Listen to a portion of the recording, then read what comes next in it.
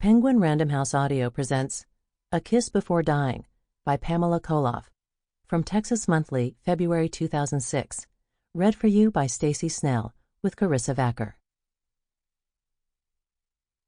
When football season ended, and there was nothing much to do on Friday nights except drink beer and stare up at the wide-open sky, teenagers used to park their pickups across the street from Odessa High School and wait to see the ghost they called Betty. According to legend, she would appear at the windows of the school auditorium at midnight, provided that students flashed their headlights 3 times or honked their horn and called out her name. The real Betty, it was said, had attended Odessa High decades before and had acted in a number of plays on the auditorium stage. But the facts of her death had been muddled with time, and each story was as apocryphal as the last. She had fallen off a ladder in the auditorium and broken her neck, students said. She had hanged herself in the theater. Her boyfriend, who was a varsity football player, had shot her on stage during a play.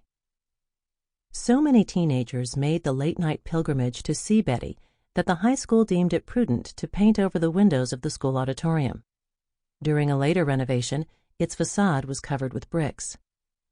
But the stories about Betty never went away. Students still talk of a presence in the auditorium, one that is to blame for a long list of strange occurrences, from flickering lights and noises that cannot be explained to objects that appear to move on their own. Some claim to have seen her pacing the balcony or heard her footsteps behind them, only to find no one there.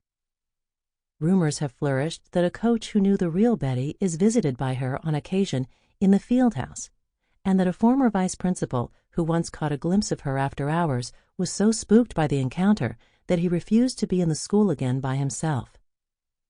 I hear her name on a daily basis, says theater arts teacher Carl Moore, who has taught at Odessa High for 4 years.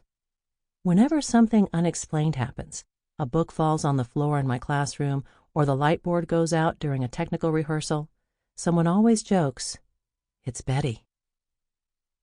What may be nothing more than just a ghost story can also be seen as something more complicated, as a metaphor, perhaps, for the way that one crime has lodged uneasily in Odessa's collective memory.